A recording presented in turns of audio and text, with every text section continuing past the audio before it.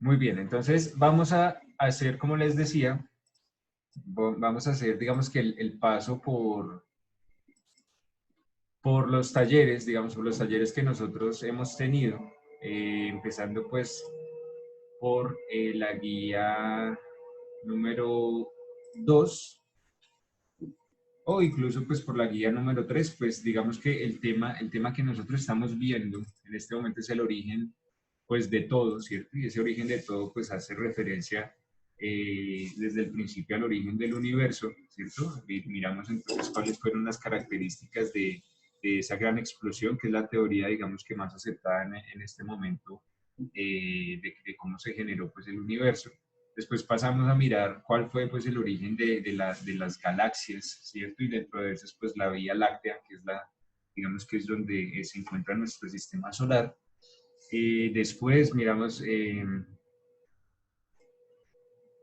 miramos, cómo se produjo finalmente pues digamos que la formación del sistema solar. Y fíjense entonces que todo tiene una relación con, eh, en su formación, con algo que será entonces el caos, ¿cierto? El caos que se genera desde la primera gran explosión, desde ese gran Big Bang, desde ese Big Bang, y es el caos. Y por otro lado, entonces, están las fuerzas que se, que se generan a partir de, digamos que de esta cantidad de materia y energía que se encuentran pues por todo lado. Dentro de estas fuerzas está una muy importante, bastante interesante, que es la fuerza de la gravedad, ¿sí? Entonces es una fuerza invisible, ¿cierto? A diferencia de pronto de la fuerza, no sé, que ustedes puedan llegar a saber de pronto en física cuando estudien esto en su momento. Y es que ustedes sabrán que existe una fuerza que es a distancia y que es invisible. Por ejemplo, la fuerza de la gravedad, ¿cierto? No sabemos, no necesariamente está en contacto como nosotros. Como por ejemplo el hecho de empujar una mesa, ¿cierto? Para empujar una mesa nosotros necesariamente tenemos que estar en contacto con la mesa, ya sea pues directamente o mediante pues herramientas como de pronto pues alambres, no sé, de pronto cadenas, ¿cierto? Mientras que la gravedad es una fuerza que está a distancia, que es invisible y que hace que, por ejemplo, tengamos los pies sobre la Tierra. Entonces, esa fuerza de gravedad es fundamental para la generación de no solo, digamos, de las galaxias, sino pues también de eh, los sistemas solares en este caso, y pues finalmente eso que componen los sistemas solares, que son los planetas, ¿cierto? No solo los planetas, sino toda actividad, digamos, celeste que encontramos. Aquí entonces en esta actividad les decía y les planteaba que eh, cómo se origina el planeta Tierra, ¿cierto? A partir, digamos, que de una secuencia de videos en la cual también les planteo de alguna manera la formación de las galaxias, de la formación de nuestra estrella y de nuestro Sol. Resulta que cuando una estrella se explota, eh, pues en nuestro lenguaje deja de llamarse estrella y pasa a llamarse supernova. Y esto no solo, digamos, que desprende cantidad de materia, sino que también cantidad de energía. Cuando una supernova explota, esa energía, hagan de cuenta, es una bolsa que atrapa, digamos, cierta cantidad de algodón, y cuando atrapa esa cantidad de algodón, lo que hace es esa bolsa, digamos, cerrarse más, es decir, oprimir ese algodón a tal punto, digamos, de comprimirla en el espacio, generando una masa con una particularidad. Entonces, de esta manera es que se llegan a formar las galaxias. Las galaxias tienen, eh, desde la astronomía, pues se ha nombrado que tienen distintas formas, distintos nombres. Hay en forma de, digamos que en forma dispersa, o hay incluso galaxias en forma de espiral, como es la cuestión, o como es, digamos, que la que corresponde a la Vía Láctea. La formación finalmente del planeta Tierra. El planeta Tierra pues es un caos, es una esfera incandescente, ¿cierto? Pero cómo se vuelve esa esfera de fuego, por decirlo así, y es por la colisión es por la colisión de bastantes, de material abundante de la Tierra, ¿cierto? Meteoritos que caen Y la característica de esto es que cuando caen ya no, digamos, se fracciona el planeta como tal, sino que lo que pasa es que por la fuerza de atracción de la gravedad, digamos que esos meteoritos se quedan y se funden en esa masa que es el planeta Tierra.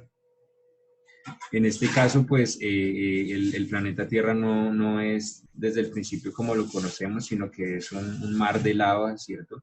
Recuerden que la lava o el magma, depende de su ubicación, es finalmente roca derretida, pero no solo hay roca, sino que también hay otra serie de cosas más pesadas, de materiales más pesados como lo son los metales, ¿cierto? Los metales, si arrojamos una pelota de tenis en una piscina, pero arrojamos aparte de eso una bala de esas que lanzan los de las Olimpiadas, pues se llega al final más rápido, el metal es más pesado, ¿cierto? De igual manera pasa así con la Tierra, ¿cierto? Entonces pasando de pronto aquí ya por la formación de la Tierra, de igual manera entonces pasa con la Tierra, y entonces ese metal, gracias digamos que a la cantidad de energía, a la cantidad de temperatura que tiene, se funde, y es lo que forma el núcleo de la Tierra, ¿cierto? Es lo que forma el núcleo de la Tierra. Eh, y ese núcleo, pues finalmente es metal derretido, hierro derretido. Y lo que nosotros sabemos es que los metales tienen propiedades electromagnéticas, ¿verdad? Dentro de esas propiedades electromagnéticas, entonces les planteaba que existe algo que se llama el campo electromagnético de la Tierra, que se forma gracias a ese hierro derretido, ¿sí? A ese metal derretido, y que finalmente tiene una función bastante importante, y es protegernos de la radiación del sol. Entonces recuerden que el sol es digamos que una estrella en donde, o un cuerpo celeste en donde se da algo que nosotros conocemos como la actividad nuclear, ¿cierto? Cuando hablamos de nuclear, hacemos referencia a los núcleos de los átomos, y es que allí hay una constante transformación entre dos elementos principales, que serían el hidrógeno y el helio, hidrógeno y helio, ¿cierto? Están convirtiéndose de hidrógeno a helio, y esto genera pues bastante cantidad de energía que se expresa en forma de radiación, y eso es el sol, ese es el poder del sol. Esa radiación es la misma, digamos, que se genera cuando una bomba atómica explota, ¿sí? Se da, digamos, mediante procesos de fusión nuclear. En tal caso, esa radiación es bastante poderosa en comparación, por ejemplo, digamos, mirando el tamaño del Sol en comparación con el planeta Tierra, ¿cierto? Es bastantes veces, aproximadamente no sé, muchas veces más la cantidad las veces que cabría la Tierra en el Sol, por lo cual la Tierra necesitaría finalmente algo que la proteja de esa radiación. De lo contrario, entonces no existiríamos en principio nosotros, los seres humanos. Y esto se da gracias al campo electromagnético, ¿sí? Ese campo electromagnético que ustedes dibujaron, ¿verdad? Porque esa es la actividad planteada en el taller 3, y es dibujar ese campo electromagnético diciendo cuál es su función, ¿listo? Su funcionalidad. La fuerza de gravedad no solo, digamos, que atrae como tal, digamos, lo que está finalmente, lo sólido, sino que pues también absorbe, o no absorbe, sino que atrae material, toda clase de materia, como por ejemplo lo que no es sólido, como lo gaseoso, y finalmente esto forma la atmósfera, esa atmósfera que sí está en otros planetas, pero pues que es diferente, es una atmósfera, por ejemplo, de amoníaco, ¿sí? En comparación con otros planetas. Esta atmósfera pues finalmente va a permitir entonces que se empiecen a dar una serie de transformaciones en la Tierra, ¿sí? Esa Tierra que finalmente empieza a enfriarse, ya después de que incluso se forma la Luna, pasamos por ahí también, que la Luna entonces es el resto de un asteroide que llegó y se impactó con la Tierra hace millones de años. También hay que pensar que ustedes deben hacerse la idea de que toda esta serie de cosas han pasado por millones de años. El ser humano realmente lleva muy poquito tiempo en relación no solo al origen del universo, sino en relación, por ejemplo, al origen de la Tierra. El ser humano está de pasadita y posiblemente nos vamos a extinguir y esto va a seguir, ¿sí? Es decir, el universo va a seguir, la Tierra va a seguir con otras características. Si es que antes, pues el ser humano no desarrolla, no sé, vida en otro, no desarrolla, por ejemplo, condiciones de vida en planetas extraterrestres, ¿cierto? O en lugares extraterrestres. Dentro de eso, entonces, la Luna, finalmente, pues que es el satélite natural, que no tiene luz propia, sino que refleja la luz de esa estrella que es el Sol. Muy bien, entonces, después de esto, el planeta empieza a enfriarse y empieza a lo largo de millones de años a darse unas particularidades que nos va a permitir pensar cómo es que finalmente llega la, cómo es que finalmente llega la vida a la Tierra, ¿cierto? De hecho, mira que lo estoy planteando así, llega la vida a la Tierra. Entonces puede pensarse que la vida llegó a la Tierra y no que se originó aquí. ¿Listo? En el taller 4 entonces hablamos de la evolución de la vida. Aquí en el taller 3 estamos hablando un poco del origen del planeta Tierra, pero el origen de la vida, digamos que se da por condiciones particulares, pues que los científicos a lo largo de los años pues han intentado explicar. Entonces aquí con este taller número 4 les he estado intentando explicar e incluso con la consulta que ustedes tienen allá,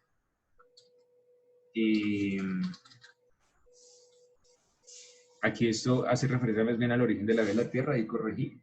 Les he intentado explicar aquí, por medio pues, de las consultas que ustedes tienen, cómo es que se origina la vida en la Tierra. ¿Sí? Entonces, digamos que esto ha pasado desde hace mucho tiempo, no tanto como, por ejemplo, el origen de la propia Tierra, sino, digamos, antes de Jesucristo, ya los pensadores, ¿cierto? Por allá los griegos ya pensaban y ya se cuestionaban acerca de cómo es que la vida surgió, cómo es que llegamos a ser lo que somos hoy en día y cómo es que existe incluso tanta cantidad de seres vivos tan diferentes, tan distintos, ¿cierto? En plantas, muchos, en animales, bastantes, en toda clase de suerte de vida, como por ejemplo el reino fungi, que hace referencia pues a los hongos, ¿cierto?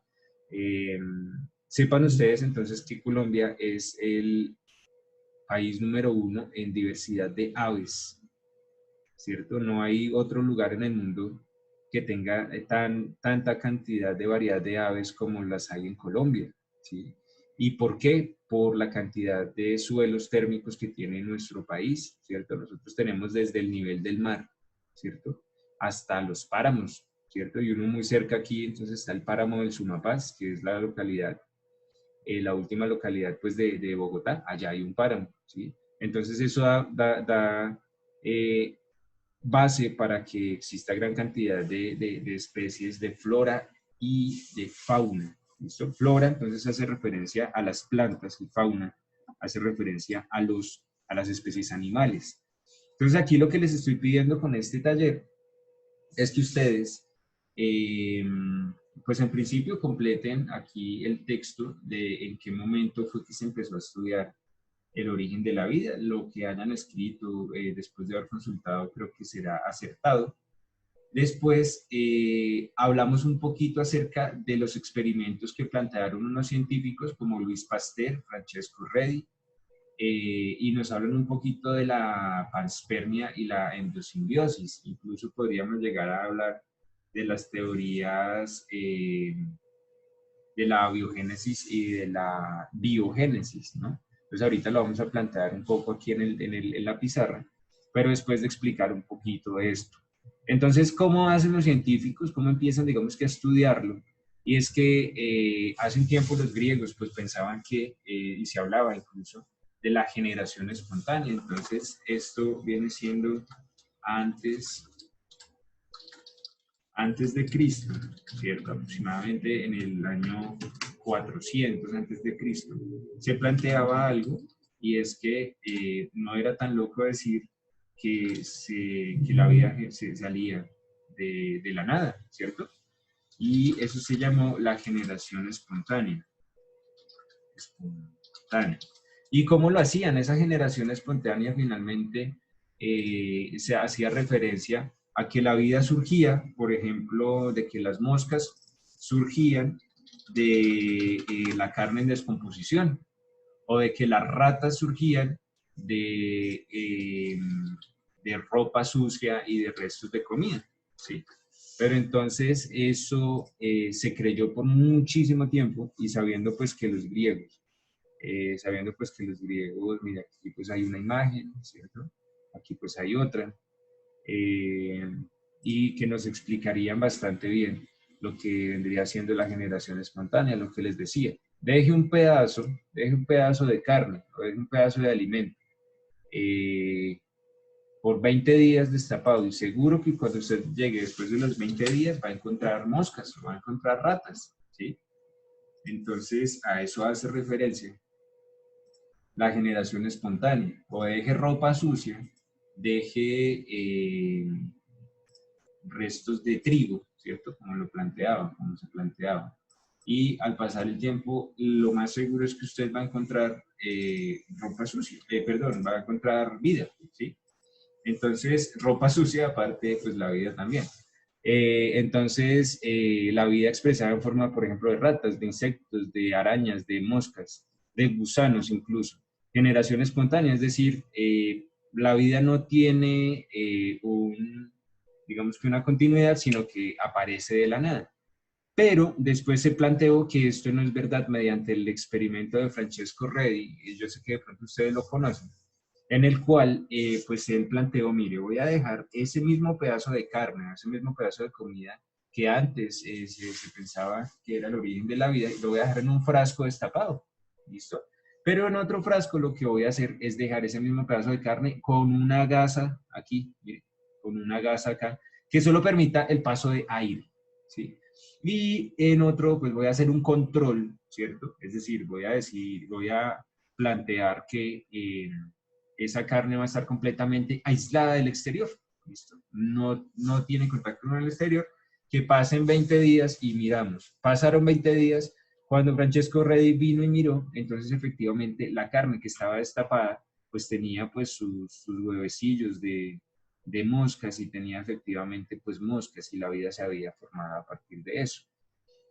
¿Qué pasa con el frasco que tenía la gasa acá? Pues las moscas finalmente llegaron únicamente hasta acá y las moscas se formaron, pero solo aquí, ¿cierto? Dentro del frasco no había ninguna expresión de la vida, quizá de pronto de la vida macroscópica, ¿verdad? Porque sabríamos incluso que esta carne que está completamente aislada, bacterias y hongos debe tener, microorganismos debe tener, ¿cierto? Pero pues el experimento macroscópico se realizó en ese momento de esa forma y únicamente los huevos quedaron aquí en la malla atrapados, de lo cual entonces él pudo concluir finalmente, pues aquí no había moscas, la carne se mantuvo como él la dejó.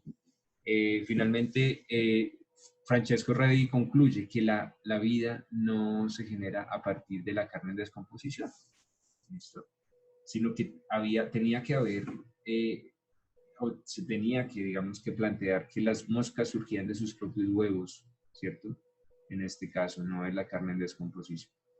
Entonces, en algún momento hicieron un concurso para decir, mire, vamos a, de una vez, como esta teoría fue tan grande y tan bien aceptada de la generación espontánea, hicieron un concurso para decir, mire, la generación espontánea no es verdad.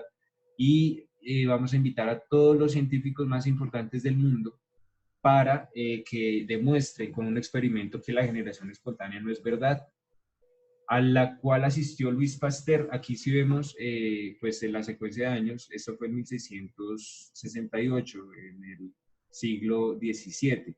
Siglo XIX, ¿cierto? 2 siglos más adelante, es decir, 200 años después, Mire que se plantea el experimento entonces de Louis Pasteur y se dice entonces que el experimento consistió en lo siguiente, en un matraz, ¿cierto? Un matraz que es un recipiente de vidrio.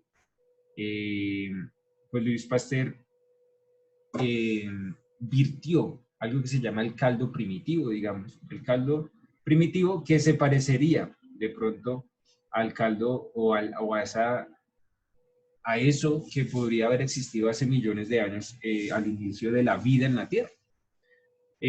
Lo que hizo Luis Pasteur fue doblar el cuello de, ¿cierto? Doblar el cuello de ese matraz, ¿sí? De esta manera, pues el vidrio se, digamos que se puede manipular mediante fuego. Y lo que hizo fue calentar, ¿cierto?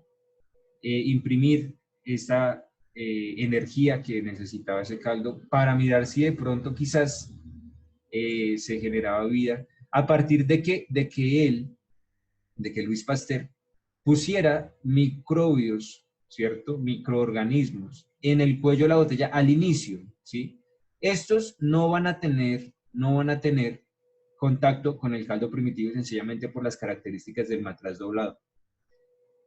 El matraz completamente vertical, entonces se calentó y se esperó un tiempo. ¿Qué pasó? Pues que los microbios, los microorganismos, a partir, digamos que de un tiempo considerable, no pasaron de este límite. No pasaron. Si Luis Pasteur los puso acá, los microorganismos no pasaron sino hasta acá. ¿Sí? Sino hasta acá. ¿Qué pasó con el caldo? Pues que el caldo finalmente no dio vida. Siguió siendo inerte, siguió siendo agua, por ejemplo. Agua como el agüita del caldito de papa. ¿Sí? Pero microorganismos no había. ¿Listo? Recuerden que aquí ya en este momento ya, digamos, se podría comprobar si habría o no había vida microscópica. ¿Qué pasó? Que repitió el experimento, pero esta vez inclinando el matraz, haciendo que pues esto tuviese contacto con, ¿cierto? Los microorganismos tuviesen contacto con ese caldo primitivo, pues finalmente dando como resultado positivo de que esos microorganismos pues sí, digamos que colonizaron ese caldo primitivo y pues logrando multiplicarse y generándose vida. Pero si no hay un contacto directo entre lo que ya está vivo y lo que no está vivo, entonces no se da vida. Por lo cual entonces Luis Pasteur concluye que la vida proviene de la vida y que no la vida proviene de la nada, así como se planteaba en la generación espontánea. La vida no puede venir de la nada. La vida tiene que venir de la vida. Pero aquí no se había desarrollado el problema entonces de cuál es el origen de la vida. Sencillamente Luis Pasteur lo que concluyó fue que la vida viene de la vida no viene de la no vida, o la vida no viene de lo inerte. ¿Qué pasó? Llegó Alexander Oparin en 1924, que fue uno de los pioneros de hablar del origen de la vida, ¿sí? Y planteó, pues, digamos que sus estudios son basados en las condiciones particulares de la vida o las condiciones particulares de la Tierra para que se generara vida. Y quien recreó esto mediante un experimento en 1900, bueno, aquí avanzamos un siglo, ¿no? Avanzamos un siglo, hasta 1900, en el siglo XX, y digamos que 20 años después, 30 años después, Stanley Miller, Alexander Oparin es ruso, ¿no?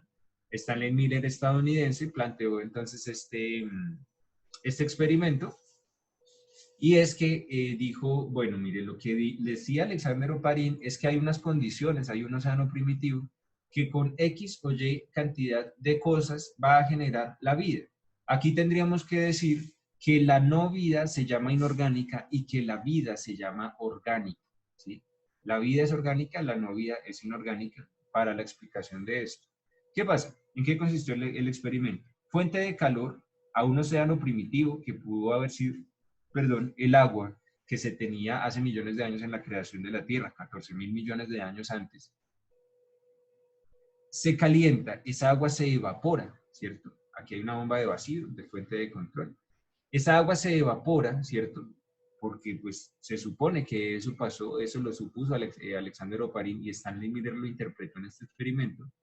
Esa agua se evapora y llega aquí. ¿Aquí qué pasa? Que esto, digamos que es otro recipiente en el que se está haciendo incidir electricidad como forma de energía. Esto lo que va a generar es que Esto que era sencillamente agüita, que es esta, se convierta en metano, se convierta en amoníaco, se convierta en hidrógeno, se convierta en CO2, gases atmosféricos que también están presentes, ¿cierto? Que también están presentes en la atmósfera primitiva. Esto, finalmente, hay una refrigeración. ¿Para qué es la refrigeración? Para que esto que es vapor, ¿cierto? Pero digamos que incidido por electricidad, baje otra vez a ser agua para poder ser estudiado, ¿cierto? Cuando baja esta agüita acá, esto aquí se toma una muestra y se da cuenta de que esta agua que era inicial no es igual a esta agua final, teniendo aquí compuestos orgánicos mucho más complejos de lo que son estos que eran inicialmente, mucho más complejos que el metano, que el amoníaco, que los compuestos orgánicos. Un ejemplo puede llegar a ser el azúcar, ¿sí? Entonces, los compuestos orgánicos dan pie para hablar de la vida, ¿sí? Los compuestos orgánicos dan pie para hablar de la vida, para hablar de la célula, por ejemplo. Cuando se habla de célula, ahí ya tendríamos la necesidad de hablar de la vida. Mire, vamos a dejar hasta ahí en la explicación. Es un poco más complejo de lo que ustedes se imaginan. De hecho, es mucho más complejo de lo que ustedes se imaginan. Detrás de esto hay siglos de estudio. Y vamos a pasar a explicar el taller que ustedes deberían desarrollar para la próxima semana. Entonces, ahora sí, unidad 3, teorías de la evolución de la vida. Realmente esto es la unidad 4, corrijamos acá de una vez. Y aquí entonces hablamos eh, de las teorías de la evolución de la vida. Una vez se tiene la vida, que dijimos que era pues finalmente la célula, una vez se tiene la vida, entonces se empieza a hablar de cómo es que la vida, es decir, la célula, avanza y se, digamos que distribuye por todo el territorio del planeta, ¿cierto? A lo largo de millones de años, dejando, ¿cierto? Dejando, digamos que, expresiones distintas de la vida, ¿cierto? Como lo son, por ejemplo, los seres acuáticos, como lo son los reptiles, como lo son los mamíferos, como lo son los homínidos, como lo son los seres humanos. Aquí es donde se desarrolla el lenguaje, ¿cierto? Aquí lo que les voy a pedir el favor entonces es que hagan consultas. Yo les estoy dejando aquí un link para que ustedes puedan mirar, pero les estoy dejando unas consultas de términos conceptuales claves para que pudiéramos seguir avanzando. Y son el fijismo, el transformismo, y que consulten acerca de la vida de Carl von Linné, Charles Darwin, y que de los siguientes animales, porque al hablar de evolución también podríamos hablar de extinción, ¿cierto? No solo digamos que evolucionamos, sino que hay seres que se extinguen. Dentro de esos, el ejemplo más conocido, los dinosaurios, ¿sí? Pero en nuestro país, con tanta diversidad de fauna y flora, en cuanto a la fauna, hay animales que están en peligro, en vía de extinción, se diría. Eh, Bien sea por el ser humano, directamente por la mano del ser humano, porque los cazan por su piel, porque las cazan por su riqueza en cuanto a la comercialización de algunas partes del cuerpo del animal, por diversión, ¿cierto? Pero también por cambios climáticos, ¿verdad? Entonces, hay bastantes animales que en nuestro país están en vía de extinción y aquí les dejo un video para que ustedes puedan mirar ese video, consultar y hablar un poco de un animal que usted escoja para, digamos que para hablar un poquito de su hábitat, de qué se alimenta, cómo es ese animal, ¿sí? Que realice un recuento en su cuaderno y recuerden que tiene que enviarlo entonces al correo docentebiologiapolino@gmail.com. Muchachos, abro el espacio, quedan menos de 5 minutos para que ustedes entonces me planteen preguntas si las tienen. Ya habíamos pasado entonces por, eh, digamos que por por los 5 talleres que hemos llegado hasta el momento en este tiempo de cuarentena. Entonces, quiero saber en este momento si pueden abrir los micrófonos para que ustedes me digan si tienen preguntas respecto a la clase del día de hoy.